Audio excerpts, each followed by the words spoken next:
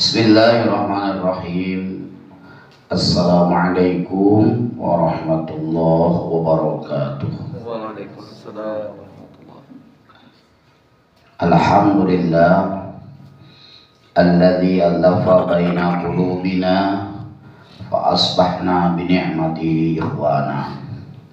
Asyhadu an la ilaha illallah wahdahu la syarikalah wa asyhadu anna Muhammadan abduhu wa rasuluhu la nabiyya wa la rasula ba'dah. Allahumma salli wa sallim wa barik ala hadzal nabiyil karim nabiyina Muhammadin sallallahu alaihi wasallam wa ala alihi wa sahbihi wa man sara ala nahdihi ila yaumil qiyamah, amma ba'du. Bapak Ibu hadirin yang dirahmati Allah Subhanahu wa taala. Alhamdulillah, tadi gerimis di sini ya. Saya dari Jalan Magelang, pada subuh tadi saya ngisi kuliah subuh, tapi tidak gerimis begitu ya. Ini gerimisnya kok baru sampai mana kok gerimis begitu. Nggak jadi hujannya ya. Ya baik. Sekarang itu kita kalau ada hujan itu tidak mengeluh. Karena apa? Karena sudah lama kita tidak mendapatkan hujan. Justru sekarang hujan itu dirindukan. Ya, walaupun kerap kali kita terganggu aktivitas karena hujan, gitu ya. Tapi kita jadi bisa maknai bahwa hujan itu berkah. Karena ketika di musim kemarau kemarin, suhu udara begitu panas begitu ya, begitu panas, kita merindukan hari hujan. Jadi bisa merasakan bahwa hujan itu sebagai keberkahan. Nah, Bapak Ibu hadirin yang dirahmati Allah, mudah-mudahan keberkahan itu pula yang meliputi kita pada pagi hari ini ya, karena kita manfaatkan walaupun dalam cuaca yang panas atau cuaca yang dingin, hujan atau kemarau, kita tetap istiqomah thalabul ilmi, karena yang kita cari adalah keberkahan. Pagi ini kita membahas Abdurrahman bin Auf yang keberapa ini ya? Yang kedua ya, Abdurrahman bin Auf. Masih ingat yang bulan lalu Bapak Ibu? Saya yakin kok juga banyak yang lupa. Ya apalagi kajiannya sebulan sekali ya, jadi yang seminggu saja lupa yang disampaikan minggu lalu, apalagi yang sebulan. Tapi mudah-mudahan ada bagian kecil yang bisa kita pahami dari apa yang kita pelajari. Ya memang bukan untuk dihafal kalau kajiannya yang jedanya sangat panjang. Misalkan sebulan sekali ini kan jedanya sangat panjang. Bukan untuk dihafal karena tidak mungkin menghafal. Tapi ibu-ibu, bapak-bapak ketika hadir di sini ada bagian tertentu yang kemudian melekat. Misalkan kalau kita bicara Abdurrahman bin Auf, Abdurrahman bin Auf itu ahli sedekah. Nah sedekahnya itu yang kita ingat kan begitu. Nah Bapak Ibu hadirin yang dirahmati Allah Subhanahu wa taala, saya akan review tentang Abdurrahman bin Auf ya. Akan kita ulang sedikit Abdurrahman bin Auf. Abdurrahman bin Auf itu nama aslinya adalah Abdu Ka'bah. Abdu Ka'bah, hambanya Ka'bah. Orang-orang jahiliyah dulu begitu ya, menamakannya, melekatkannya bukan kepada Allah tapi kepada Ka'bah, karena di Ka'bah banyak berhala. Maka dinamakanlah Abdu Ka'bah. Ketika Abdurrahman masuk Islam, digantilah namanya oleh Rasulullah menjadi Abdurrahman. Bapaknya bernama Auf bin Abdul Auf, maka akhirnya dikenal dengan Abdurrahman bin Auf. Nah, Abdurrahman bin Auf ini masuk dalam kategori as-sabiqunal awwalun, orang-orang yang terdahulu masuk Islam. Jadi kalau ibu-ibu, bapak mendengar istilah as-sabiqunal awwalun, itu artinya orang-orang yang awal-awal masuk Islam. Ya, sabiq itu terdahulu, maksudnya lama, orang paling lama, paling senior. Bahkan dalam kisah dinyatakan Abdurrahman bin Auf itu selisihnya hanya 3 hari dengan Abu Bakar dalam masuk Islam. Abu Bakar masuk Islam, 3 hari berikutnya Abdurrahman bin Auf masuk Islam. Kalau ibu-ibu masuk Islam kapan, Bu? Ya. Nah, sejak muda Abdurrahman bin Auf itu memang profesinya sebagai pedagang. Beliau memiliki keahlian sebagai pedagang. Beliau lahir tahun 580. Jadi selisihnya dengan Nabi sekitar 9 atau 10 tahun.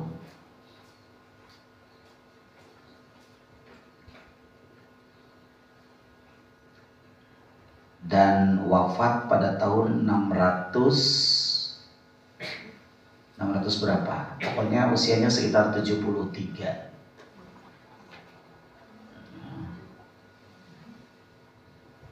Usianya sekitar 73 tahun.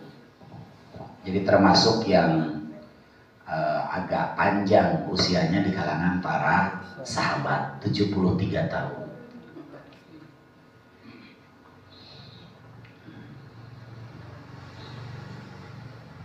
Berarti 653 kira-kira ya, wafatnya 653. Nah, sejak muda, sejak sebelum masuk Islam, Abdurrahman bin Auf itu memang sebagai pedagang. Dan beliau memang dikenal oleh masyarakat Mekah sebagai pedagang. Dan kaya raya. Jadi sebelum masuk Islam, Abdurrahman bin Auf itu sudah menjadi orang yang kaya raya. Sangat kaya. Memang Abdurrahman bin Auf itu sahabat dan relasi Abu Bakar As-Siddiq. Pokoknya linknya itu Abdurrahman bin Auf, Abu Bakar As-Siddiq, Utsman bin Affan. Itu kaya-kaya itu. Ya. Karena mereka relasi itu maksudnya kadang mereka bersama-sama melakukan perjalanan dagang ya bersama-sama. Kadang-kadang ketika tidak bisa, barang-barang yang mereka dagangkan dititipkan kepada Utsman kalau Utsman yang berangkat, atau titipkan kepada Abu Bakar kalau Abu Bakar berangkat. Gantian mereka, kalau enggak ya bersama-sama. Maka mereka itu sahabat sejak sebelum Islam, disatukan dalam profesi yang sama.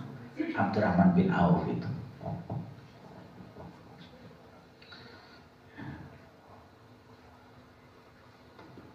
Dan kalau kita ambil pelajaran, Bapak Ibu, ternyata dakwah Rasulullah SAW itu dulu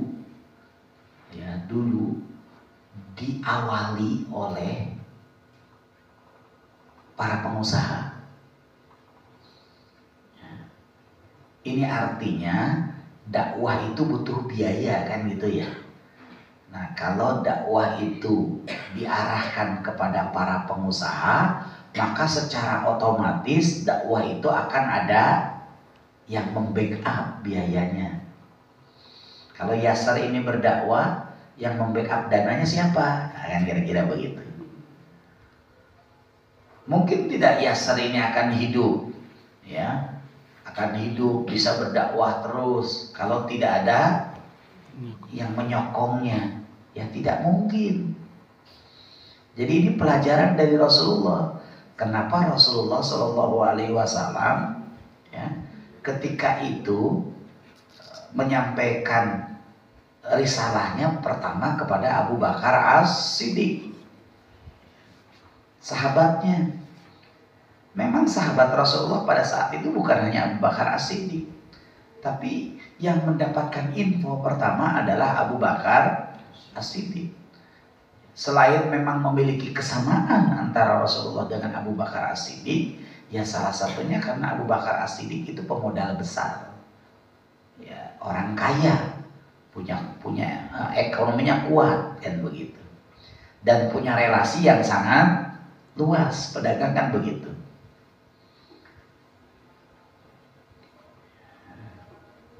Ya kalau ibu-ibu sekarang disuruh menyokong dakwahnya Yasser menganggap ibu-ibu ini para konglomerat, gitu kira-kira kan ya. Ya, konglomerat ya Bu ya. Ya amin, masya Allah, diaminkan aja, jangan aku konco melarat tuh ya, jangan.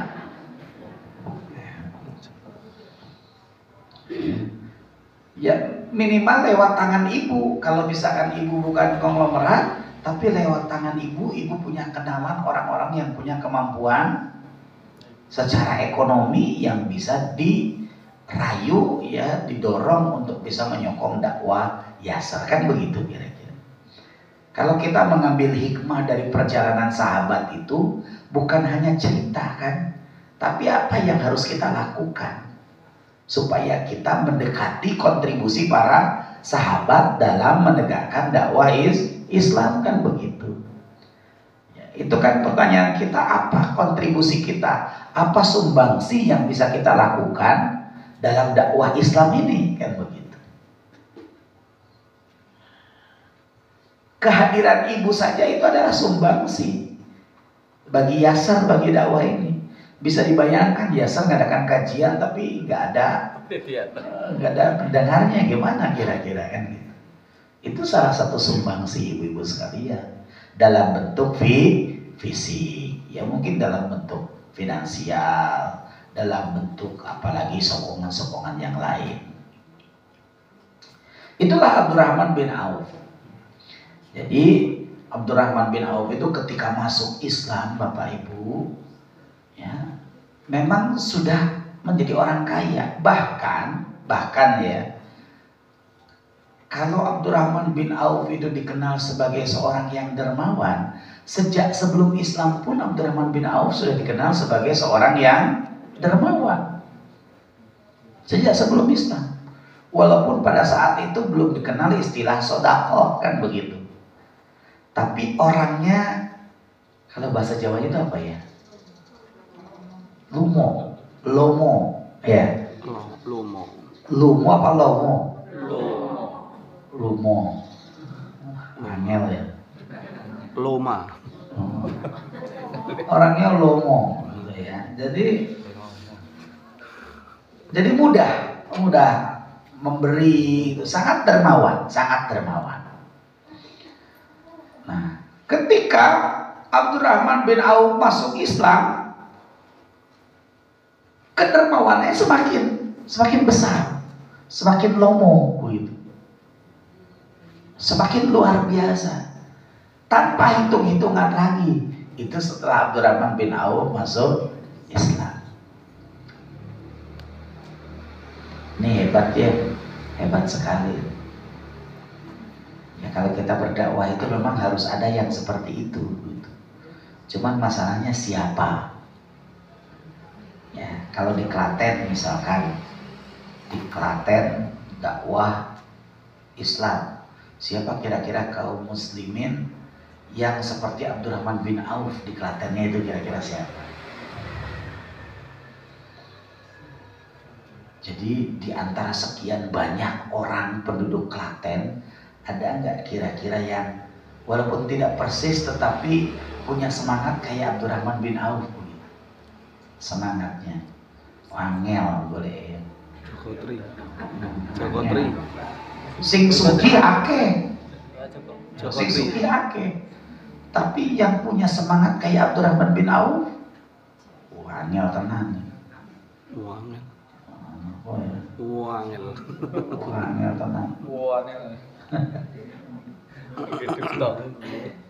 Iya, saya kadang-kadang siapa ya kalau kita sosokkan misalkan tokoh Klaten yang punya semangatnya kayak Abdurrahman bin Auf kok. Padahal di Klaten tuh orang-orang kaya.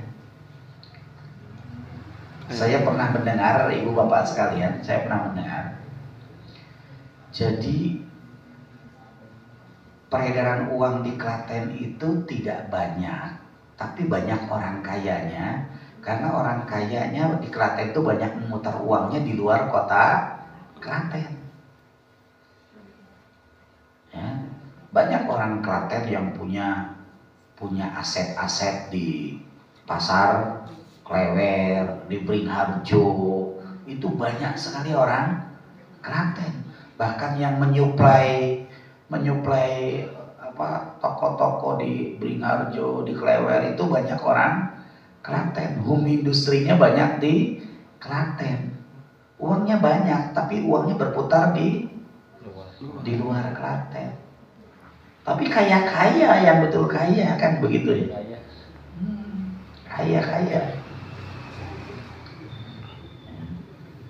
Kenapa Klaten tidak bisa maju sekali walaupun home industrinya banyak di Klaten? Karena uangnya tidak diputar di Klaten. Ya. Coba home industri di Klaten Bapak Ibu, luar biasa. Saya juga kaget ketika ke Klewer itu ternyata produksi batik, kain batiknya itu banyak dari Klaten. Terus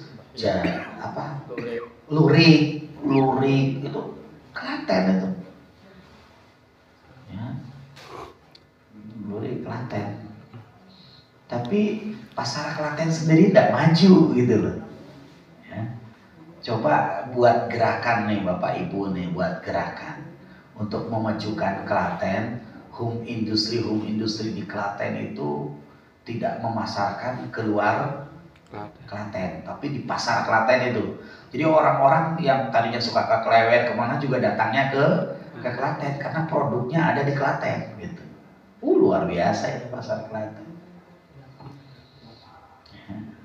Cuman gerakan itu kan belum ada.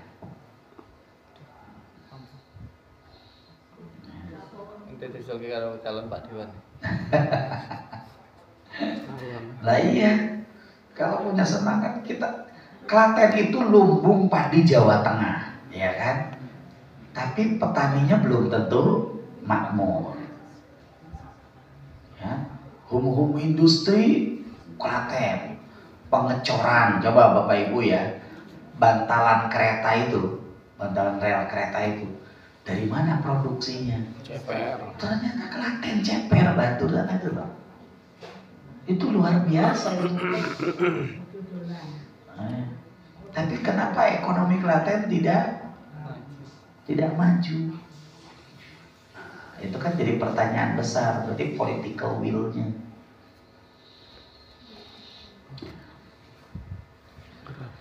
Nah, Abdurrahman bin Auf itu ya, ketika masuk Islam, kekayaannya betul-betul hanya untuk perjuangan dakwah Islam.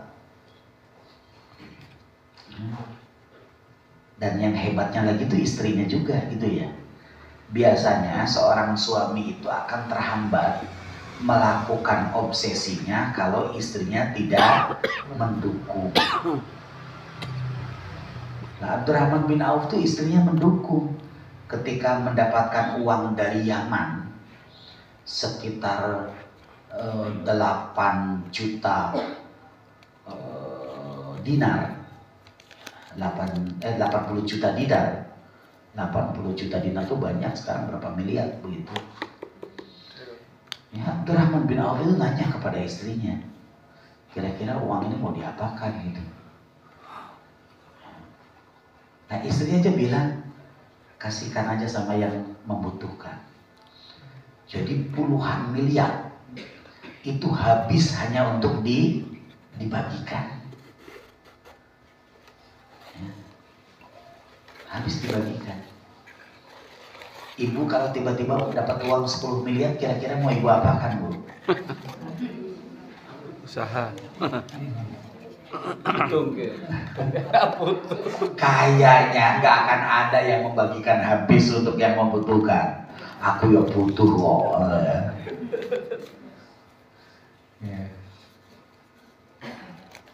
Abdurrahman bin Auf tidak.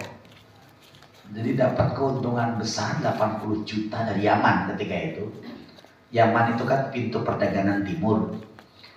Ketika dapat uang itu sepakat dengan istrinya dibagikan kepada yang membutuhkan. Ini hebat sekali.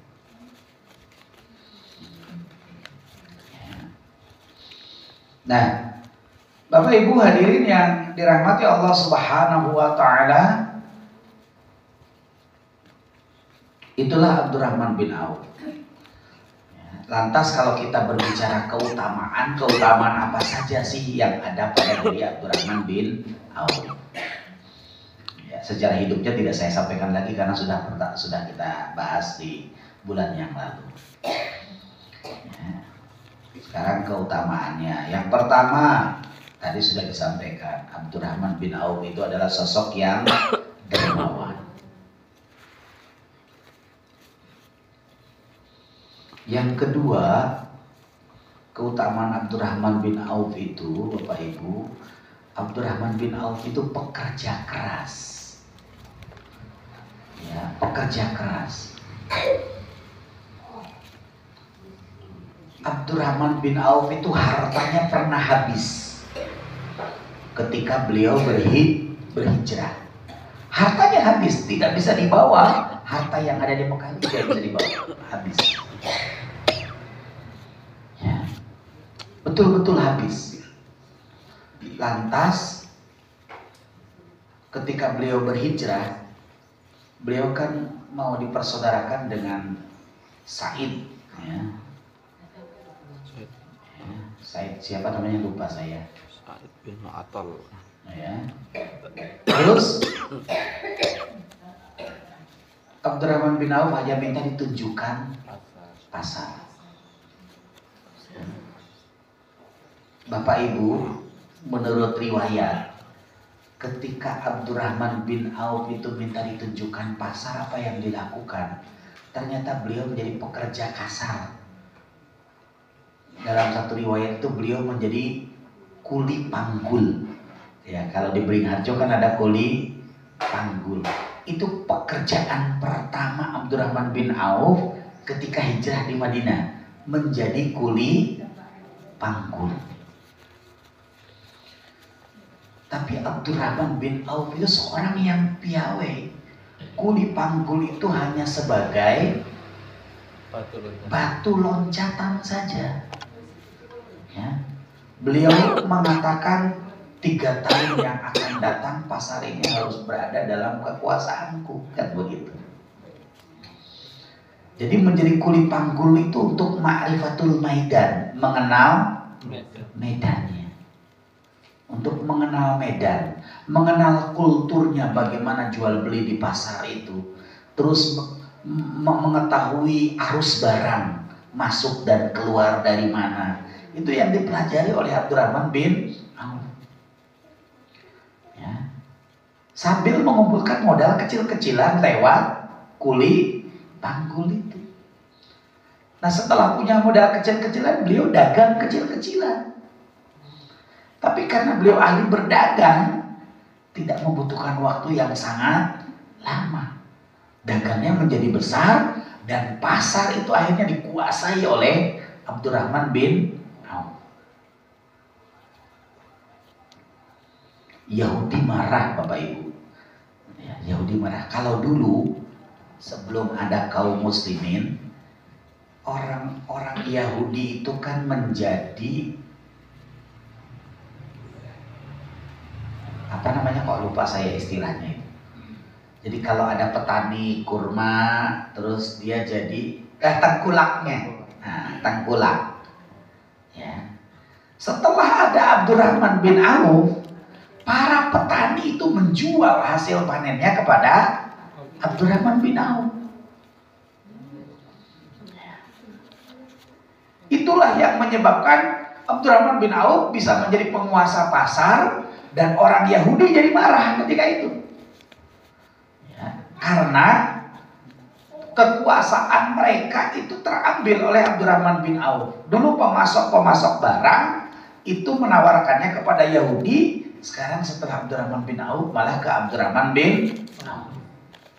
Sebenarnya salah satu kemarahan Yahudi kepada kaum muslimin di Madinah Ya karena peran-peran mereka sebagai pemegang sentral ekonomi itu diambil alih oleh kaum muslimin. Artinya bukan diambil alih secara tidak benar begitu ya, tetapi kepercayaan masyarakat itu berubah begitu. Dendam itu orang-orang Yahudi itu kepada kaum muslim.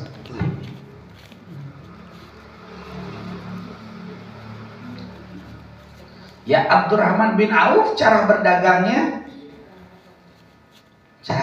Abdurrahman bin Auf ketika ada orang yang menjual barangnya, ya dia beli sesuai dengan kewajaran barang itu. Lah orang Yahudi membelinya dengan harga yang murah. Ini juga jadi evaluasi loh Bu, Pak, bagi Klaten ini. Kenapa kok masyarakatnya tidak sejahtera? Ini dulu tapi ya dulu. Karena upah di Klaten itu, Pak buruh di Klaten itu sangat-sangat rendah. Saya kan pernah hidup di Klaten cukup lama itu, ya. Di sentral konveksi saya dulu tinggal di Tempur Sari. Yang menyebabkan barang di Klaten itu laris manis di Klewer itu salah satunya karena murah. Dan murahnya itu karena biaya produksinya murah. Biaya produksinya murah karena biaya buruhnya sangat murah.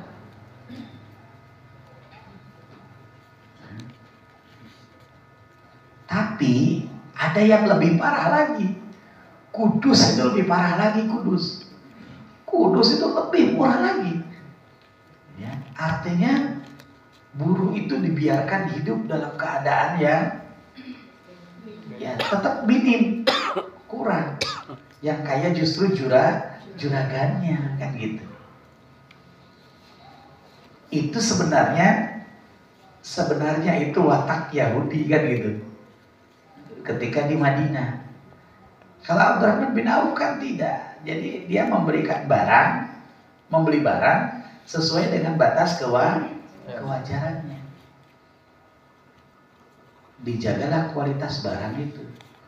Kalau di Klaten ini dulu ya, tapi zaman dulu ketika konveksi di Klaten masih jaya, itu dibuat kualitasnya rendah, harganya murah. Ya, saya kebetulan itu kenal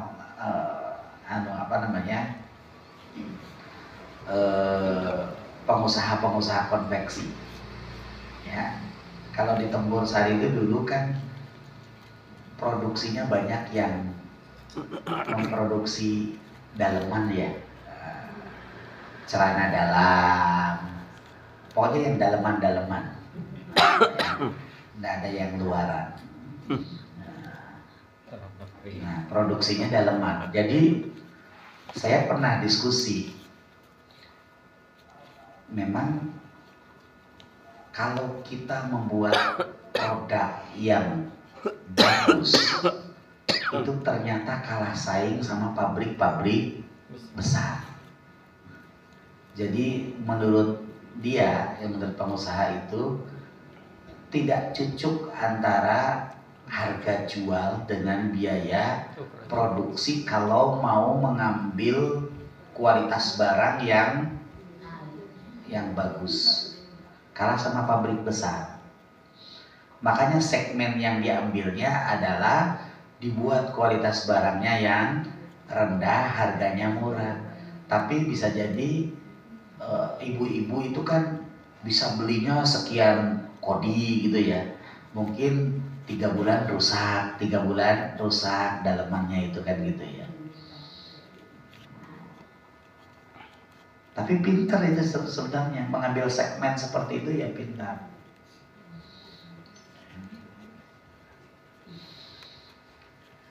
Cuman kan ketika krisis moneter ya, itu pada tiarap itu. Nah, konveksi itu ya. Di Wedi ini kan dulu terkenal Wedi itu. Ya, produksi jaket, baju jadi gitu ya. Sekarang ada yang masih besar Bu, yang punya non muslim. Merek apa sih namanya? Merek apa? Rapi betul. Merek Rapi itu masih ada, besar itu, Udil. Tapi itu milik orang non muslim. Rapi itu yang menguasai pasar di beberapa kota itu. Merek Rapi ternyata Klaten. Saya ngisi pengajian itu di dekat itunya, dan beliau suka nyokong masjid itu walaupun non muslim. Tapi anak pertamanya muslim, cuma tinggalnya di luar kota, di Bandung apa di mana lupa saya. Rapi masih ada sekarang, besar.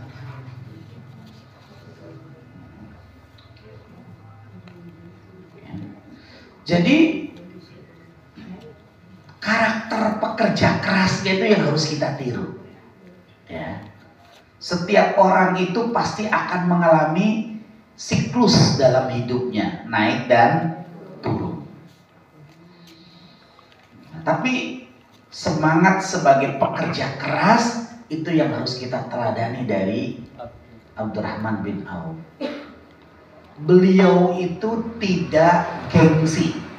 Ini kan sering menimpa penyakit siapapun.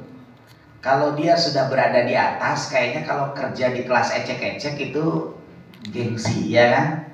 Coba, jadi pengusaha besar, kok jadi kulit panggul, gengsi tidak Bu? Gengsi biasanya orang. Tapi Abdurrahman bin Auf tidak. Tidak. Saya saja mau dagang tuh bujak gacet ya, malu. Ya. Mentalnya mungkin bukan pedagang. Dulu Bapak Ibu, awal-awal saya berkeluarga itu, saya ngambil barang dari Kudus. Ya, dari Kudus saya jual ke Sulawesi, saya paketkan, gitu ya. Ngambil busana anak muslim, gamis, saya kirim ke Sulawesi. Sebagiannya saya masukkan ke Beringharjo. Saya juga ngambil dari Cirebon baju-baju muslim itu. Jadi kalau saya bicara tadi karena saya pernah menjadi pelaku gitu, jadi saya tahu persaingan harga itu. Saya ngambil di Cirebon, terus saya masukkan ke Beringharjo. Ya ada yang di Beringharjo tuh mau menerima barang seberapapun banyaknya, pokoknya masukkan ke saya. Ya, dan dia tidak konsinyasi, dia langsung beli cash gitu loh. Ada yang begitu. Ya. Dulu, tapi ada tawaran mengajar, jadi lebih tertarik ke ngajar. Ya, dulu ya masih muda, lah sekarang sudah tua kok butuh ngajar, kok kesel inginnya ya dagang lagi kok, tapi bujang gajah kok izin loh. Nanti ibu-ibu ketemu saya, loh kok Pak Ustadz kok dodolan gorengan. Itu ya bujang gajahnya di situ. Ya, iya, ternyata berbeda ketika masih muda dengan sudah tua. Ya, saya pernah bawa barang satu karung besar itu, sampai naik bis itu dihitungnya 3 kursi gitu ya, karena tidak bisa masuk bagasi. Ya, 3 kursi pernah dari Kudus itu. Ya, kulaan sampai berapa puluh juta begitu. Ya mungkin kalau saya meneruskan usaha ya, jadi donatur. Ya mungkin bisa jadi donatur yayasan saya. Mungkin saya ngisi pengajian tidak pakai sepeda motor. Iya. Cuman karena panggilan mengajarnya itu lebih kuat dulu itu. Ya nggak tahu juga gitu ya. Jadi kenapa saya tahu kok medannya Tempur Sari, Wedi, pusat-pusat itu, karena saya dulu pernah dagang. Dan saya tidak mau ngambil barang-barang dari Tempur Sari, dari Wedi itu, saya tidak mau ngambil barang dari situ. Padahal sudah ditawari, Ustaz silakan ngambil dulu, ngambil aja nanti bayarnya nanti kan gitu ya. Tapi ya karena produksinya itu, saya kok belum kuat kalau jualan jeroan, daleman. Nah, ya. Makanya saya ngambil yang produksinya busana muslim anak-anak, gitu ya, gamis-gamis.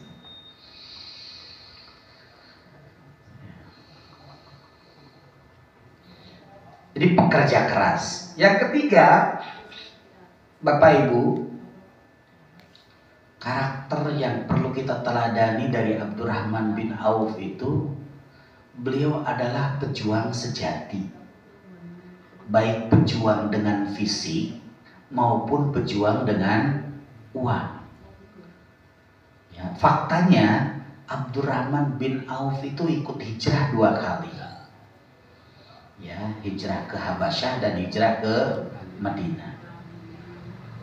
Abdurrahman bin Auf itu seluruh perang ikut. Beliau ikut perang Badar, beliau ikut perang Uhud sebagai pejuang sejati. Ya. Padahal beliau itu orang yang kaya. Biasanya kalau orang kaya disuruh perang dengan disuruh nyumbang, milih yang mana? Milih nyumbang. Ya, inilah pejuang sejati. Abdurrahman bin Auf itu uangnya keluar, fisiknya juga.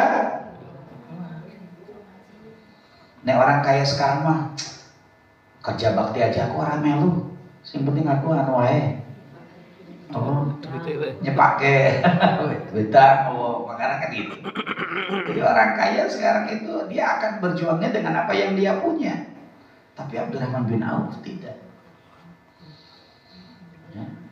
Beliau bisa saja beliau juga pernah menyerahkan separuh hartanya. Ya bisa saja untuk tidak secara fisik ikut serta, tapi tidak begitu. Ya. Kalau sekarang orang kan hitung-hitungannya untung rugi. Ya wes harta metu, gua awake dhewe fisiknya ya. Lah, jadi kan hitung-hitungan, yang penting salah satu aja kan gitu ya. Nah, kita ini Bapak Ibu, kalau ingin meneladani Abdurrahman bin Auf, ya, jiwa itulah yang harus kita teladani. Jiwa sebagai pejuang sejati. Dia tidak mencukupkan dengan uangnya untuk dia jadikan sebagai media perjuangan. Tapi fisiknya pun dia sertakan. Angel cari orang kaya gitu ya. Susah. Tapi di Gaza, Bu, di Gaza ya. Tahu Gaza enggak? Tahu dari mana? Nah, di Gaza itu, Bu, punya sayap militernya namanya Izzuddin Al-Qassam.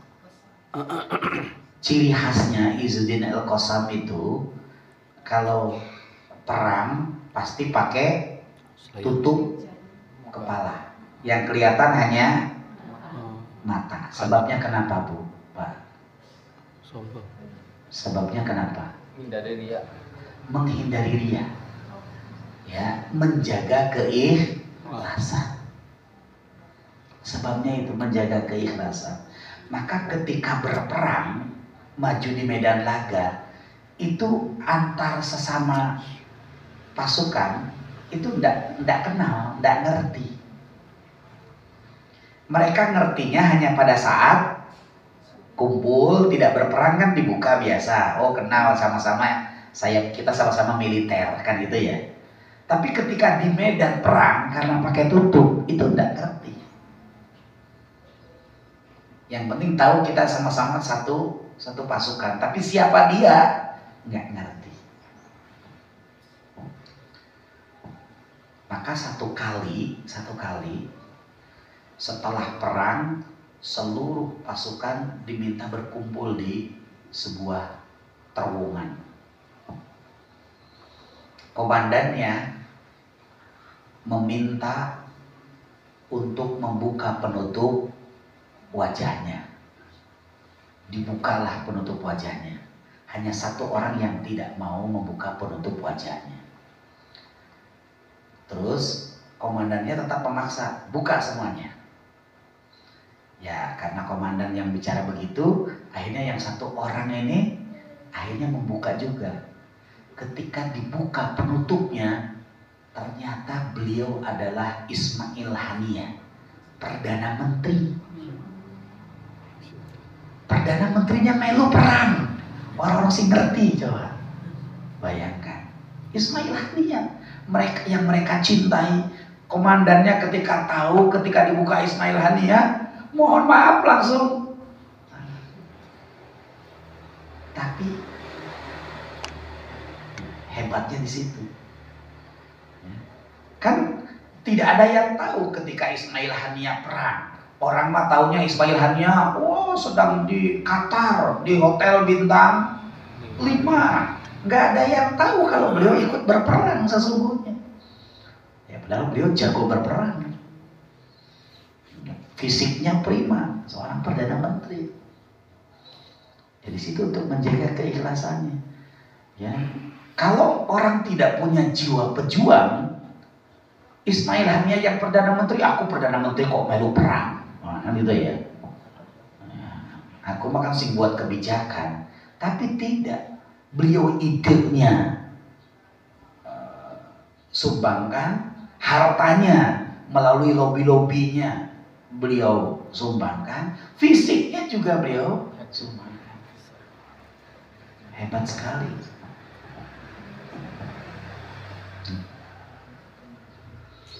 Ya. Jadi kalau kita mah hanya baru bisa mengkaji keutamaan Abdurrahman bin Auf, tapi meneladani kayaknya belum begitu ya.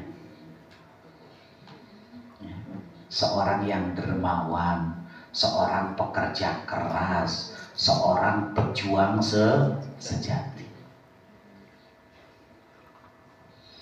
Yang keempat, ini yang terakhir, Abdurrahman bin Auf itu seorang yang memiliki kasih sayang terhadap saudara seiman.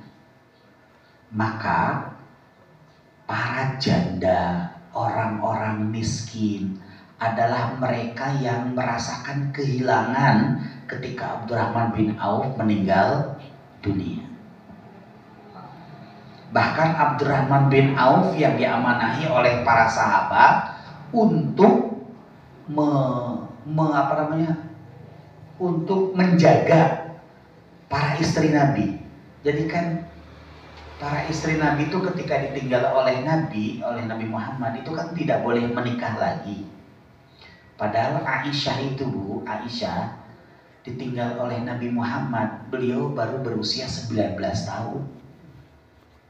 Jandanya janda, bukan janda ting-ting, janda masih muda banget. Hafsah itu ditinggal oleh Nabi Muhammad itu beliau usianya 26 tahun. Artinya sangat memungkinkan untuk menikah lagi. Tetapi ketentuannya dalam agama, para istri Nabi itu tidak boleh menikah lagi. Nah, dari mana mereka hidup? Apakah bekerja? Tidak bekerja. Aisyah tidak kemudian ketika Rasulullah meninggal dunia dan Rasulullah tidak meninggalkan harta yang banyak, lantas beliau bekerja, beliau berbisnis. Tidak. Itu tidak diperkenankan dalam ajaran Islam. Lantas siapa yang menyantuni para istri Nabi? Yang mendapatkan amanah adalah Abdurrahman bin Auf. Jadi hidupnya para istri Nabi itu ditanggung oleh Abdurrahman bin Auf. Ini hebat sekali ini. Sangat-sangat punya rasa kasih sayang. Punya rasa kasih sayang terhadap saudaranya. Para janda itu ya disantuni. Nek orang sekarang mah nyantuni janda dan nek iso yo. Karena orang sekarang untuk merugi, saya ngasih berapa, terus saya harus dapat apa, kan gitu loh. Nyantuninya lahir batin. Lah iya lahir batin, nah ini kan. Saya sudah nyantuni lahir ya saya minta batinnya. Ya, itu orang sekarang begitu. Ya. Tapi tidak dengan Abdurrahman bin Auf. Kalau mau mantan istri Rasulullah masih muda-muda bisa untuk dinikahi, tapi itu dilarang. Tapi dengan dilarang itu tidak kemudian mereka lepas tangan, tidak. Abdurrahman bin Auf tetap bertanggung jawab. Ya, ini hebatnya Abdurrahman bin Auf, punya rasa kasih sayang yang besar ya terhadap sesama muslim, maka beliau selalu menyantuni orang-orang yatim, janda kan banyak Bu ya, karena banyak yang syahid perang begitu loh, jadi banyak janda ya, seperti di Gaza sekarang itu juga banyak janda juga begitu ya. Tapi para wanita di Gaza juga banyak yang meninggal dunia ya. Sekarang para wanita di Gaza itu Bu, mereka kalau masih hidup mereka tuh ingin dinikahi oleh laki-laki pokoknya. Jadi dinikahi masa sama perempuan ya, ingin dinikahi oleh laki-laki walaupun menjadi istri keberapa, mau menjadi istri kedua, mau menjadi istri ketiga, mau menjadi istri keempat, dan mereka pokoknya ingin punya anak yang banyak. Karena Gaza itu bisa terus berlangsung kalau ya terus generasi ya ada kaderisasi istilahnya kan begitu ya, akan terus. Makanya kenapa yang dibidik oleh Israel itu para wanita dan anak-anak, supaya tidak ada penerusnya, artinya memutus mata rantai supaya Hamas tidak bisa berbuat apa-apa lagi karena generasinya sudah tidak ada, para wanitanya sudah banyak yang mati, tidak bisa memproduksi anak lagi kan, kira-kira begitu. Nah makanya para wanita yang tersisa di sana itu sekarang begitu. Ya, makanya kalau mau istri lebih saya ke sana.